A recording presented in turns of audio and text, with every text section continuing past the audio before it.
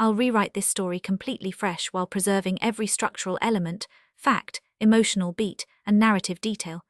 The voice will match the original's direct, raw military cadence. My little brother grabbed my wrist in front of every single relative we had. His thick fingers clamped down and twisted, grinding the small bones together in a clumsy joint lock he'd probably learned 6 weeks ago at boot camp. He puffed out his chest, chin tilted toward the crowd like a ringmaster warming up his audience. "Looking kind of slim there, my desk jockey big sis." Derek announced it loud enough for the neighbors to hear over the fence. He cranked harder, just enough to spike real pain up through my forearm. But those gym muscles are useless. Real life isn't like your musty logistics office. You wouldn't last 5 seconds in the real marine world. He barked out a laugh, eyes glinting with a contempt he'd been rehearsing all afternoon. He wrenched my arm one more time and leaned in close enough for me to smell the cheap beer soaking through his pores. "See, you're done." My heart rate did not increase, not by a single beat. He had no idea that the sister he was humiliating had, just 1 week ago, put down insurgents twice his size with her bare hands in an operation that would never carry a name. Before I tell you what happened next, take a moment to like and subscribe to the channel, but only if this story makes you feel something. And let me know in the comments where you're watching from and what time it is where you are. 3 hours earlier, 2 in the afternoon, my parents' backyard in the suburbs, reeking of burning grease from the grill and the blind worship of a brand new uniform. Today was Derek's welcome home barbecue, the grand celebration of my little brother completing Marine boot camp. 12 weeks of folding blankets and running obstacle courses, and my parents had treated it like a ticker-tape parade for a war hero. My mother Martha had spent 2 days decorating, red, white and blue streamers stapled to the fence. A banner that read "Welcome Home, Marine" stretched across the back porch in letters so big you could read them from the street. She had ordered a 3-tier cake shaped like a Marine Corps emblem. She had invited every neighbor, every cousin, every distant aunt who owned a functioning pair of legs. Derek strutted across the lawn, radiating the loud, sloppy confidence of a 20-year-old kid who had just been taught how to pull a trigger but had never once taken a life. He rolled his shoulders in his dress uniform, flexing for the cameras, tossing grins at the aunts who swooned and the uncles who gripped his hand and told him he was making the family proud. My father Robert and my mother flanked him like handlers at a press conference, their faces glowing as if they had won the lottery. Every time a new guest arrived, the whole performance started again.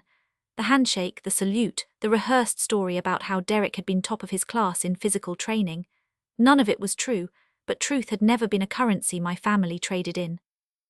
I sat in the far corner of the yard, nursing a warm can of soda that had gone flat an hour ago.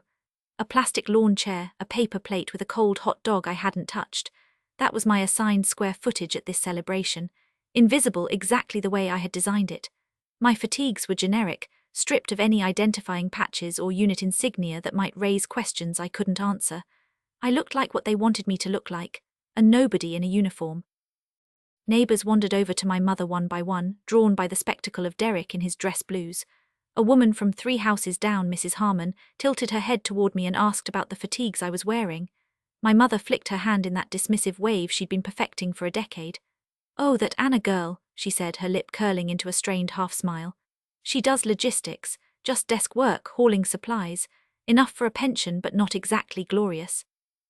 Certainly can't compare to what little Derek is about to sacrifice on the front lines." Mrs. Harmon nodded politely and moved on. My mother did not look at me once during the entire exchange. Not once, as though I were a piece of lawn furniture that had been left out too long and was starting to rust. My Uncle Carl walked over 5 minutes later, and my mother delivered an even sharper version of the same script.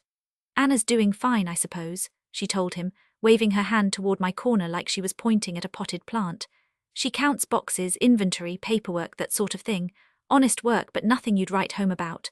She lowered her voice, but I was trained to hear a whisper through 3 walls of concrete. "Between us, I think she stays in because she doesn't have much else going for her." Uncle Carl chuckled. My mother smiled. I memorized every syllable without moving a muscle in my face. My cousin Linda cornered me 5 minutes later near the cooler. She meant well, she always did. "So Anna, when are you going to settle down? Your mom says you're just doing filing and shipping over there. Must be lonely." She patted my arm with the soft, patronizing touch of a woman who believed my entire career was a participation trophy. I told her I liked the work. She tilted her head and gave me the same look people give stray dogs in parking lots. I filed her face next to my mother's and moved on. My father stood 3 feet behind my mother during both conversations, beer sweating in his grip, and said nothing. He never said anything. That was his contribution to the family hierarchy, the strategic silence of a man who let his wife do the cutting while he held the wound open. He caught my eye for half a second, his expression flickering between guilt and something that looked like relief that he wasn't the one being discussed. Then he turned away and clapped Derek on the shoulder. That clap rang across the yard like a gavel. Case dismissed. The golden child absorbed the praise, and the invisible daughter sat in her corner and drank her flat soda. Everyone at this barbecue believed I was a low-level supply clerk wasting tax dollars at some forgotten depot overseas. Unmarried, pushing 30, unremarkable. They saw a woman shaped by a gym membership, nothing more. They had no idea that the gym membership was a cover story, that the lean muscle under my fatigues had been forged by a decade of close-quarters combat rotations in countries whose names were redacted from every official record. I was a captain, black operations. My file was classified above the clearance level of every officer in Derek's entire chain of command. If they knew what I actually did in the dark, they would not be disappointed. They would be terrified, and they would never sleep soundly in this house again. Marcus sat beside me in a camp chair, playing the role of my civilian boyfriend with the easy calm of a man who had rehearsed 100 covers. In truth, he was my teammate. Special operations, same unit, same blood, same body count. He wore a Hawaiian shirt and cargo shorts, looking like every other boyfriend dragged to a family cookout against his will. But underneath the tourist disguise, his posture was textbook. Spine aligned, feet flat, hands always visible but never far from his center line. He tapped his index finger against the armrest in a slow, rhythmic pattern. 3 taps, pause, 2 taps. I read the signal without turning my head. Hold position, stay in character. He had spotted the same thing I had. Derek was done performing for the crowd. He was hunting for a target. My brother stood in the center of the lawn, clearing a space between the folding tables. He rolled his shoulders, cracked his neck with a sound like a branch snapping, and began throwing punches into the air, demonstrating techniques he had memorized from a 12-week crash course designed to turn civilians into something resembling soldiers. He threw a hip toss into empty space, grunting with effort. He shadow boxed in a wide, sloppy stance that exposed his kidneys and his jaw simultaneously. The relatives crowded in, phones already rising, and clapped, loud, brainless applause that bounced off the vinyl siding and died in the hedges.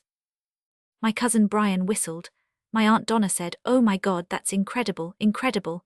A 20-year-old throwing practice punches at oxygen. I watched my own brother and saw a recruit who still smelled like laundry detergent and parade ground polish. He did not understand yet that a uniform has no ability to stop an armor-piercing round.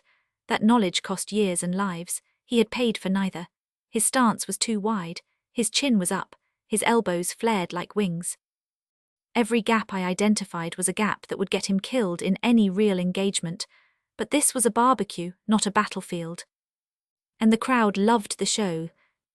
Derek's eyes swept the yard. They moved from face to face, searching for something specific. A prop, a stepping stone, something he could break to make himself look taller.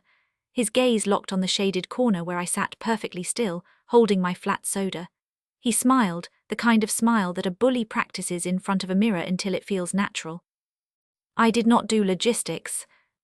The irony pressed against my chest like a boot on a rib cage.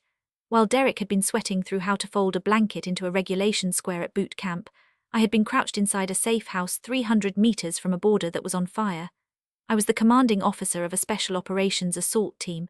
6 operators, 4 nationalities, 1 mission. I did not wear office clothes. I wore 30 kilograms of tactical armor, my face painted in camouflage. My world narrowed to the green tunnel of a night vision scope. My hands did not push pencils. They pushed people into the ground and held them there until they stopped moving. The memory from the week before hit me like a film reel projected straight onto the backs of my eyes. I could feel the weight of the armor settling into my shoulders, the ceramic plates pressing against my ribs. The hallway was narrow, barely wide enough for 2 operators abreast. The air was thick with the sour of sweat and gun oil and something else, something metallic and warm that I had learned to identify as fresh blood. My team stacked on the door. I was first in, always first in. That was the deal. The commander does not send her people into a room she has not cleared herself. The door blew open. A fighter lunged through the frame, the muzzle of his AK swinging toward my team. The operators behind me were a tenth of a second slow. Not their fault. Human reaction time has a flaw. Mine had been trained below it. My body executed a program that had been drilled into my nervous system for 10 years before my conscious mind had time to intervene. I closed the distance in 2 steps. I collapsed his weapon arm with a strike to the elbow that hyperextended the joint. The rifle clattered to the concrete. I locked my forearm under his jaw with the exact mechanical precision that Derek had just used to perform circus tricks for our relatives. But in that hallway, the movement was not a performance. It was an execution. The silence in those blood-soaked corridors was the suffocating silence of a kill house. I did not have time to be afraid. I locked the choke.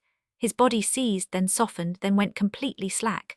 I lowered him to the floor without a sound, controlled every inch of the descent so that not a single piece of equipment rattled. The man behind me stepped over the body and we flowed into the next room. 14 seconds, 3 rooms. The building was clear. That was my reality. That was what logistics looked like. We extracted 47 minutes later, no casualties on our side. My hands did not shake until we were back in the air, sealed inside the belly of a helicopter. And even then I pressed them flat against my thigh armor until the tremor passed. The medic across from me, a man named Gutierrez who had a daughter Derek's age, caught my eye and nodded. That nod said everything. You did your job. You kept us alive. You are still here. That nod was worth more than every standing ovation Derek would ever receive at every barbecue for the rest of his natural life. When we landed back at the operating base, I stripped my gear, showered in water that ran brown with dust and someone else's blood, and sat on my bunk staring at the wall for 20 minutes. Then I packed my cover identity like a suitcase, zipped it shut, and booked a flight home to watch my parents worship a boy who had never fired a weapon outside of a controlled range. I had done that and worse more times than I cared to catalogue. 16 deployments, 9 countries, a body count I would carry to my grave and never speak aloud. Every single time I flew home, changed into jeans and a t-shirt, and sat at the same plastic table at these same family barbecues, absorbing the pity and the scorn and the sidelong glances. I was the family disappointment, the invisible daughter, the desk jockey. I chose that cover. I maintained it because the alternative was a security breach that would end my career and potentially endanger every operator I had ever served with. And every time my mother opened her mouth to apologize for my existence to the neighbors, I swallowed the truth like a hot coal and washed it down with flat soda. The scar on my left side, the one I told them came from a car accident, pulsed with a dull ache. It came from a knife fight in a stairwell 18 months ago. The man who gave it to me did not survive to give anyone else a scar. I lifted the can to my lips. The lukewarm sweetness coated my throat. I tilted my chin up and locked eyes with Derek's approaching grin. He was walking toward me now, shoulders squared, chest inflated, cutting through the crowd like a man who believed the world owed him a runway. I set the can down on the armrest. My fingers were steady. Marcus shifted 15 degrees, shielding my left flank without breaking character. He was the only person at this barbecue who knew what the girl in the lawn chair was capable of. He had watched me clear buildings. He had watched me drop men twice Derek's size in rooms with no windows and no witnesses. The verbal daggers my mother threw did not bother him, but Derek closing distance was triggering his defense radar. Every muscle in Marcus's body had gone taut beneath his Hawaiian shirt, coiled and ready beneath the tourist costume. He did not look at Derek. His eyes stayed fixed on his plate of potato salad, but I knew he was tracking the threat the way he tracked threats in Fallujah. Peripheral vision, breathing pattern, distance calculation.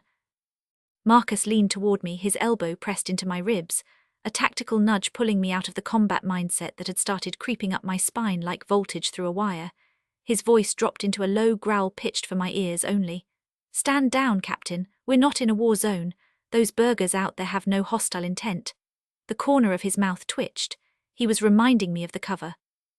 We were home, not Fallujah, not a border crossing in a country that did not officially exist on any map. This was a suburban backyard with paper plates and citronella candles, and a 3-tier Marine Corps cake melting in the heat. I exhaled through my teeth, slow, controlled, 4 seconds in, 4 seconds hold, 4 seconds out, tactical breathing. I forced my heart rate back to resting baseline, 62 beats per minute. I molded my face into a hollow smile and picked up a potato chip, chewing it mechanically, tasting nothing.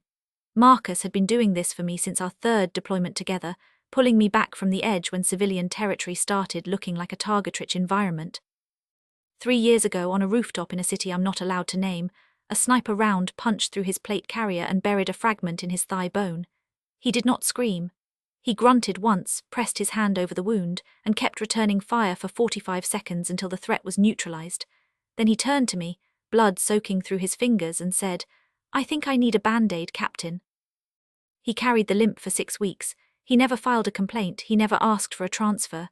When I tried to thank him after the surgery, he looked at me like I had spoken a foreign language and said, "You'd do the same." He was right, I would, I had, that was the bond. Not blood, not birth certificates, not Thanksgiving dinners and matching last names. The bond was built in the mud and sealed with the kind of trust that only forms when someone has literally bled to keep you breathing. That was the difference between blood and brotherhood. My parents were willing to sell my dignity to the neighbors for a moment of reflected glory from their baby boy. Marcus was willing to take a bullet for me without asking why. My mother served me up as a punchline to every stranger who wandered past the potato salad. My teammates served as a shield between me and a world that did not deserve to know what I carried. 2 years ago, Marcus dragged me 300 meters through open ground with a bullet fragment lodged in his thigh because I had taken a concussion blast and could not stand. He never mentioned it afterward. Not once. That was what family looked like. Real family, the kind that bleeds with you, not because of you. Marcus bought me 3 minutes of quiet. 3 minutes where I could pretend the chip tasted like something and the afternoon would end without incident.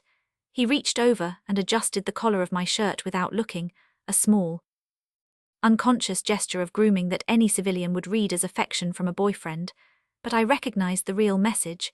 He was checking the neckline of my undershirt, making sure the edge of my shoulder scar, the one that mapped the trajectory of a piece of shrapnel from a vehicle-borne explosive, was fully covered.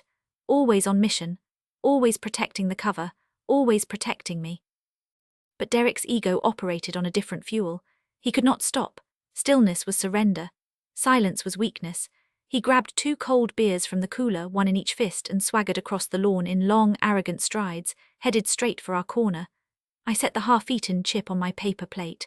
My right hand drifted down along the outer seam of my jeans, settling against my thigh in the exact spot where my sidearm would ride. Muscle memory from 10 years of reaching for a holster that wasn't there. Marcus noticed. He always noticed. Derek planted himself in front of my father by the ice chest and launched into a tactical lecture. He stood tall, chest puffed, one hand wrapped around his beer and the other jabbing the air as he dispensed wisdom to a man who had never held anything more dangerous than a staple gun. "You got to keep your head on a constant swivel," he declared, jerking his chin toward the fence line like he was scanning a perimeter. "You never know where the threat's coming from." My father nodded along, eyes wide with admiration as though his 20-year-old son had just cracked the code of modern warfare. He took a sip of his beer and murmured, "That's what they teach you boys, huh?" Derek puffed up even bigger, drunk on the approval. "That's just the basics, Dad, just the basics." 10 seconds after that announcement about constant vigilance, Derek took a long pull from his beer and turned his back completely to the open gate behind him. A FedEx driver walked into the yard carrying a package, paused at the edge of the party and left the box on the patio table. Derek did not notice, did not flinch, did not register the stranger entering his supposed perimeter. The man had walked within 4 feet of him and his head swiveled exactly 0 degrees. He was playing soldier, reciting lines from a field manual. He had not digested performing situational awareness for an audience that could not tell the difference between performance and competence. His actual situational awareness was a perfect, unblemished 0. I watched from the fence line. While Derek ran his mouth, I had already catalogued every exit route in the yard without moving my eyes more than a few degrees. The side gate with the rusted latch, 7 seconds to open. The sliding glass door, currently unlocked, 9 steps from my position. The thick hedge line along the south wall, dense enough to provide concealment for a prone figure. My mind flagged my mother's hand wrapped around the cake-cutting knife. A serrated blade with a 4-inch edge, good grip, balanced weight, a close-range improvised weapon. I noted Uncle Carl's car keys hanging from his belt loop, the garden shears leaning against the shed, the heavy cast-iron grill fork resting on the table beside the charcoal. That was not paranoia. That was 10 years of survival programming burned into my spinal cord, running in the background like an operating system that could never be shut down. Every room was a kill house. Every crowd was a variable. Every object was a potential weapon or a potential shield. I could not turn it off. I did not want to. Derek kept going. He demonstrated a rear choke on thin air, narrating each step like a YouTube fitness instructor. You got to sink the hooks in like this, he said, wrapping his arms around nothing, squeezing nothing, defeating nothing. He pointed at imaginary targets in the hedges and described engagement distances he had learned from a PowerPoint slide. My father ate it up. My mother beamed from the dessert table. I tracked every flaw in his technique the way a mechanic listens for a bad bearing. His elbows flared too wide. He shifted his weight to his heels when he should have been on the balls of his feet. His center of gravity was high, unstable, begging to be collapsed. He loaded his weight on his right side and left his left knee exposed. One targeted kick and that knee would buckle like wet cardboard. If a real threat materialized in this yard, Derek would be the first person on the ground. I knew this the way I knew my own blood type. He tilted his head toward me and smirked. A challenge, an invitation. I stayed motionless against the fence, eyes flat, breathing steady. I calculated the distance from his throat to the toe of my boot. 3 steps, 2 if I pushed off the fence rail, 1.6 seconds to close and control. I filed the number away behind my eyes and picked up my soda. He did not know that I had already wargamed this scenario from 6 different angles while he was busy quoting textbooks. He did not know that the woman leaning on the fence had been certified in 11 forms of hand-to-hand combat, had trained with Israeli special forces, and had once dislocated a man's shoulder in an airport bathroom in a country that no longer allows American military aircraft in its airspace. He knew nothing about me. And that ignorance, stacked on top of his arrogance, was the most dangerous combination a human being can carry into a fight. If you have ever endured the pompous showboating from people with zero real ability, hit that like button and drop a comment sharing your experience, because what I'm about to do to this challenger in the very next chapter will be the most fitting answer for all of them. The cheap beer in Derek's bloodstream had been doing its work all afternoon, inflating his arrogance like a balloon stretched well past the breaking point. He needed a live target now, a demonstration dummy made of flesh and bone, someone he could flatten in front of the cameras to cement his status as the family's warrior king. He cut across the lawn in 3 quick strides and invaded my personal space, planting himself close enough for the sour cloud of alcohol on his breath to hit me in the face like an open hand. "Come on, big sis," he slurred, grinning down at me with glassy, reddened eyes. "Let me show everybody what real battlefield strength looks like." He spread his hands wide, palms up, a showman inviting the audience to lean in closer. His voice carried across the yard, pitched for maximum spectacle. "Don't worry, I won't break your fingernails." I scanned the perimeter without moving my head. My parents stood 6 feet away. My mother's hands were clasped in front of her chest, knuckles white against the stem of her wine glass. My father's jaw was tight. His weight shifted backward, ready to retreat.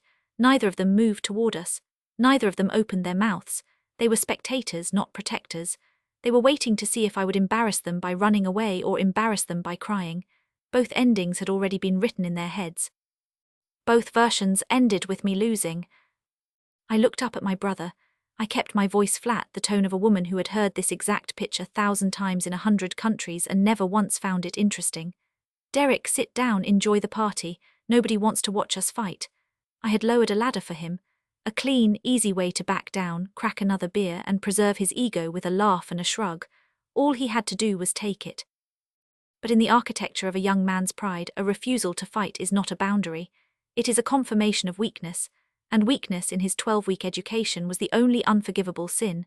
He turned to my parents for backup. My mother gave him a small nod, barely perceptible, a micro-movement of the chin that anyone else would have missed, but I was trained to read micro-expressions on hostile faces in zero-light conditions. That nod was permission. That nod said, "Go ahead. Prove what we already know about her. Don't be such a fragile snowflake, Anna." Derek sneered, and the cousins shifted forward on their lawn chairs, hungry for the show. Marcus was on his feet before the last syllable hit the air. He slid between us with the fluid precision of a man who had spent a career inserting himself between loaded weapons and the people they were pointed at. His shoulders squared. His posture shifted. The easygoing boyfriend, the guy in the Hawaiian shirt with the beer belly and the easy laugh, disappeared. What replaced him was 6'2" of coiled lethality draped in polyester. "You don't want to do this, kid. Trust me," he said, his voice stripped clean of every trace of warmth. That was not a suggestion. That was a final warning from a man who had personally witnessed what happened to people who put their hands on the woman standing behind him. The last person to try it had been carried out of a building in a bag. Derek laughed in his face, a loud, bragging laugh fueled by cheap beer and cheaper courage. He slapped Marcus's arm out of the way like he was shoving a department store mannequin. "Back off, civilian, let the military handle this," he barked, and the relatives murmured with nervous excitement, leaning in with their phones. He squared up to me, rolling his shoulders, bouncing on his toes. "Come on." He made the mistake that ended everything. He grabbed my wrist, twisting it into that clumsy joint lock, leaning in close with his beer breath to deliver his rehearsed speech about my desk job. When my heart rate didn't spike, when I didn't give him the flinch he was begging for, his frustration boiled over. He dropped my wrist and shoved me. Both palms drove into my shoulders with the full force of a 200-pound man who believed he was invincible. The impact snapped my teeth together with a dry crack that echoed off the patio stones. My head rocked back. My balance shifted 2 inches. The force was real. The intent was real. He had crossed the red line. He had transitioned from a loudmouth little brother into a physical aggressor, and every protocol in my nervous system recognized the reclassification instantly. Hostile contact, imminent threat, weapons free. The mask of the desk jockey sister did not crack, it shattered. It exploded outward like glass hit by a hammer, and what stood behind it was something none of these people had ever seen, and none of them would ever forget. I reached down and set my cup on the table slowly, deliberately, the way you set a detonator on a flat surface. My eyes opened wide and I locked onto his skull, not his face, through it, past the skin and the bone and the bravado into the soft machinery underneath, calculating angles, pressure points, and structural weaknesses the way a demolition engineer reads a blueprint. Marcus stepped back. He folded his arms across his chest and exhaled once through his nose. He was done trying to save Derek. He had offered the kid an exit and the kid had spit on it. Whatever came next was physics. A ring of bodies formed instantly. The relatives pressed in with their phones raised, cameras rolling, giddy at the promise of watching the big Marine recruit flatten his useless big sister. I caught my mother in my peripheral vision, clutching her wine glass, her face stamped with a look of preemptive pity, the expression of a woman who already knew the ending before the scene played out. She had written me off before the first punch was thrown. 28 years of practice. My cousin Brian was grinning. Uncle Carl had his phone out. Aunt Donna covered her mouth with her hand but did not look away. They all wanted the same thing. They wanted to see the weak little desk clerk crumble so the golden Marine could flex over her body. But inside that circle, the barbecue no longer existed. The lawn chairs and paper plates and citronella candles and 3-tier cake and streamers ceased to register in my sensory field. This was a kinetic operating environment, and the man standing in front of me was a hostile variable. I had processed this exact scenario hundreds of times. An aggressor, a confined space, witnesses. The only difference was that this aggressor shared my DNA. And these witnesses were not enemy combatants, but family members who wanted to watch me fail. I dropped my weight 2 inches, settling into my hips, centering my gravity over the balls of my feet. My breathing locked into combat rhythm. 4 counts automatic. My hands stayed open at my sides, relaxed, patient. A closed fist signals intent. An open hand signals nothing until it is too late. Derek bounced on his toes, fists raised in a guard position that left his entire rib cage exposed like an open door. He telegraphed his attack from a mile away, loading his right shoulder, cocking his elbow, broadcasting every ounce of intention in his posture like a neon sign blinking in the dark. I had seen this telegraph 1,000 times in training simulations, in live operations, in rooms where the man throwing the punch was not a 20-year-old kid running on beer and ego, but a trained combatant fighting for his life. Every single one of them made the same mistake Derek was about to make. They committed everything to a single strike and left nothing in reserve. He launched a wide-looping right hook aimed at the collar of my shirt, a haymaker fueled by ego and alcohol, fully expecting me to flinch, to shrink, to scramble backward the way a frightened civilian would. He put everything he had into that swing. Every pound, every ounce of Marine Corps training camp muscle, every shred of the story he had told himself about who he was and who I was. He was wrong. I did not retreat. I stepped forward straight into the punch, closing the distance so violently that his arm swept past my head and caught nothing but warm suburban air. I drove directly into his defensive zone, inside the arc of his swing where his power meant nothing and his reach was a liability. I seized his extended forearm with both hands, redirected his momentum, and stripped his balance in a single motion. His own force betrayed him.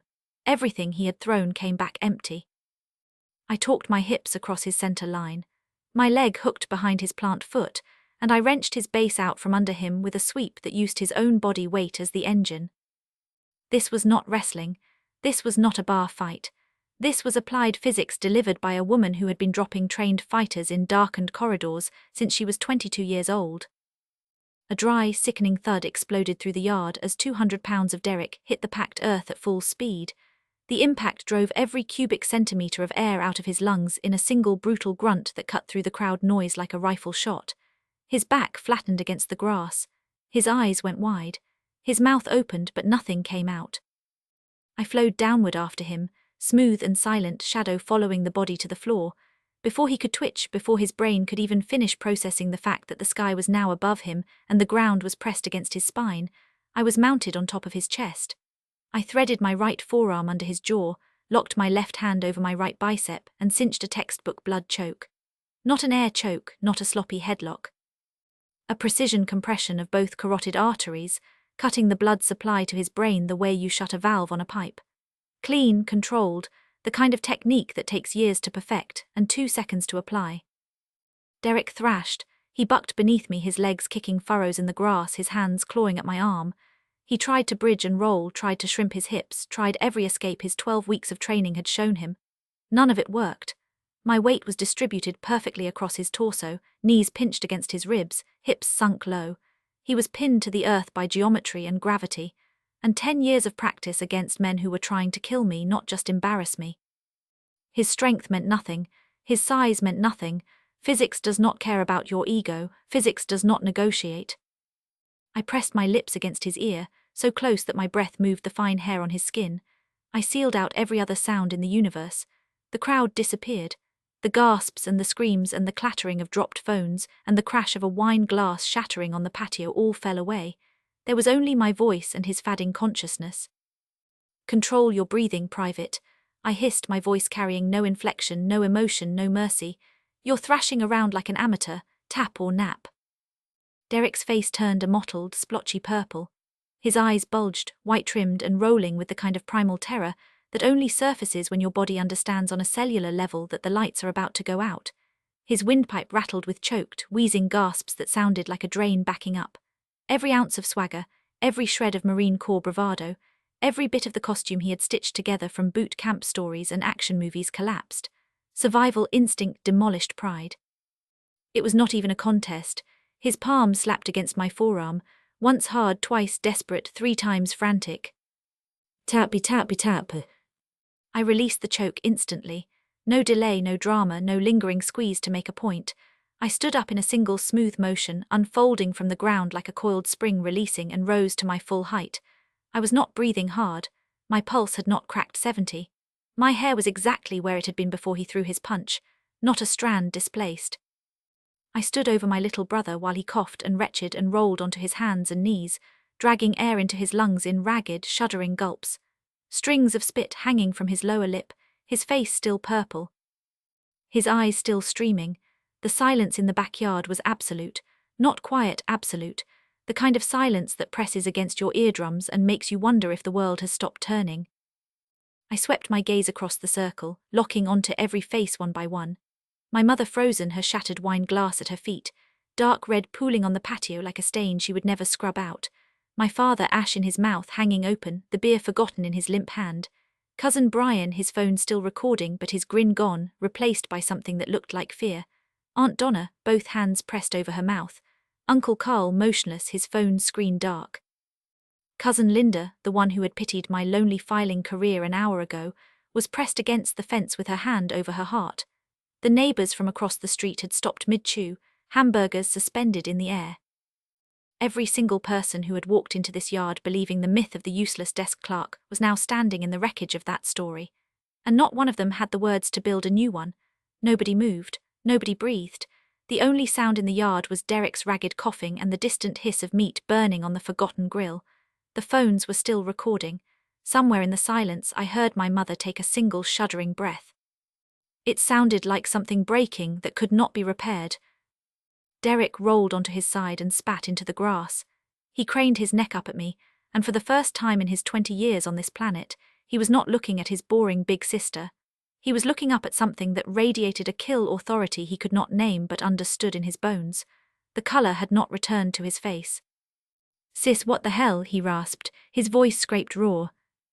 I reached down and offered my hand. He hesitated, then took it. I pulled him to his feet with one arm. He swayed. I studied him with a grip on his shoulder, light and clinical, the way a medic studies a casualty. Then I smiled, easy, weightless, as though I had just shown him a card trick at a birthday party. "Self-defense course for female logistics officers overseas," I said. Behind me, Marcus coughed once hard, burying a laugh so deep in his chest I could feel it vibrate through the ground. The frozen yard cracked open. Boots on gravel, heavy, deliberate, grinding footsteps that crushed small stones into powder with every stride. The kind of walk that does not hurry because it has never needed to. Everyone turned. My grandfather Arthur walked into the circle from the side gate, and the crowd parted for him the way water parts for the hull of a ship. He was 78 years old. He moved slowly, favoring his left knee, the one that had taken shrapnel outside Da Nang 53 years ago. His frame was weathered, his skin creased and leathered by decades of sun and smoke and silence. But his back was straight as a flagpole, and his shoulders were squared. He wore his old fatigue jacket, the one with the faded patches and the bronze star ribbon pinned above the breast pocket. The jacket was worn soft at the elbows and frayed at the cuffs. He had never replaced it. He would never replace it. It was not clothing. It was a testament. He stopped at the edge of the ring and looked at me. Not at my face, at my feet, at my hips, at the set of my shoulders, and the position of my hands. He was reading my stance, resting combat posture, feet shoulder-width, weight centered, hips loaded. The stance of a fighter who had just finished working and was cooling down. He recognized it instantly. One predator recognizing another across a crowded room. My mother lunged for him. She seized his arm with both hands, her voice climbing into a register I hadn't heard since I was a child. "No, Dad, he just slipped. That Anna girl just does supply hauling. How would she know how to fight?" Her fingers dug into his jacket sleeve. She was holding on to the last plank of a sinking ship. Derek, still rubbing his throat, scrambled to prop up the lie. "She just got lucky," he croaked, but his voice broke on the word lucky, and everyone heard it crack.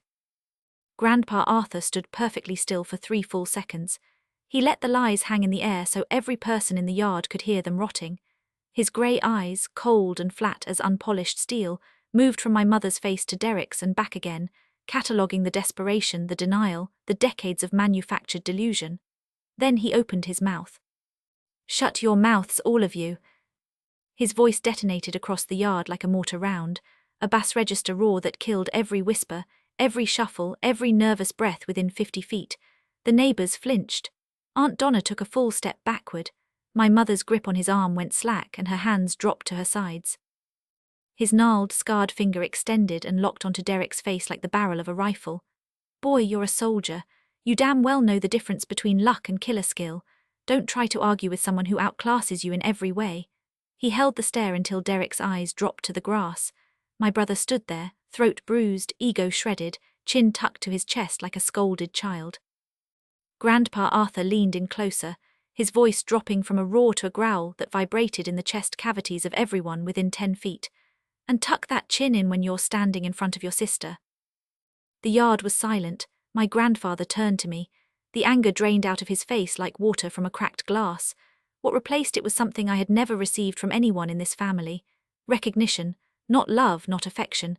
Recognition. The specific, earned, tested through fire acknowledgement of one combat veteran assessing another. "Beautiful technique, Anna," he said, his voice quiet now, almost gentle. "Very clean. You controlled that takedown perfectly." He nodded once, a short, sharp dip of the chin, the same nod he would give a fellow soldier at a memorial service. That single gesture weighed more than every word my parents had spoken about me in 28 years. He turned back to Derek. His voice did not rise, but it did not need to. "You just got beaten by a real warrior, son." My brother stood there looking at the ground, one hand still rubbing the bruise that was darkening across his throat. His chin was tucked. Whether that was shame or muscle memory from the old man's order, I could not tell. Probably both. My mother opened her mouth.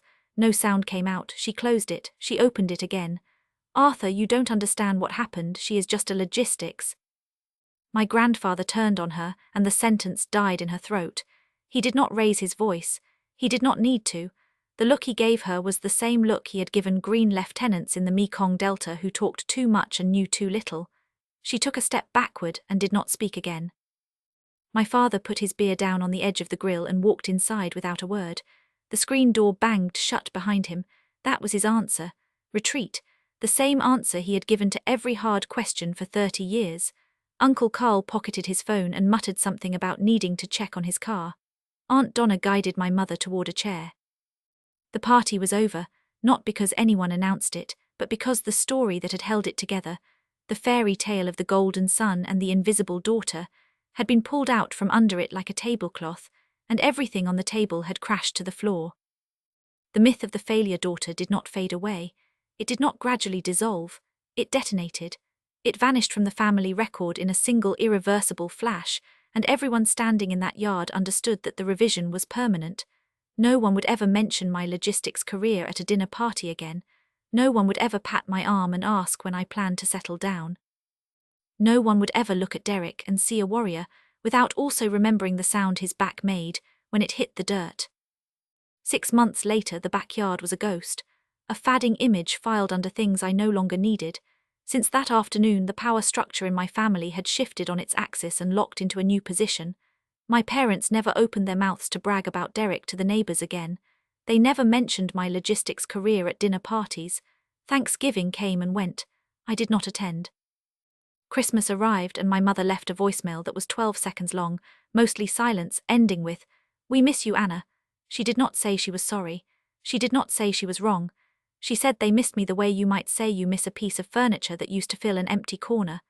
I deleted the voicemail and went back to reviewing satellite imagery for an operation that would launch in 9 days. When they looked at me now, on the rare occasions I appeared at family events, their eyes carried a weight they could not name, something between fear and reverence and the dawning comprehension that they had spent a decade mocking a person they did not have the clearance to understand. They always looked away first. My mother flinched when I set a glass down too hard. My father cleared his throat and left the room when I entered. They treated me the way villagers in old stories treat the soldier who came home from the war with different eyes. The label of the invisible daughter had been torn from the file and shredded, but standing in the silence after the fire, I realized I did not care about the relabeling. I did not need their recognition. I had never needed it. The craving had been a phantom limb aching for something that was not there and never had been. My real family was not connected to me by blood. My real family was connected by ammunition and scar tissue, and the unspoken covenant of people who had dragged each other through mud and fire, and come out the other side still breathing. I sat on the cargo ramp of a C-130 Hercules transport plane. The roar of the 4 turboprop engines hammered through my body armor and rattled the fillings in my teeth. The vibration traveled up through the metal deck, through my boots, through my spine, and settled behind my eyes as a low, constant hum that was more familiar to me than any lullaby my mother had ever sung. My assault team was seated along both walls of the cargo bay, locked and loaded in full kit.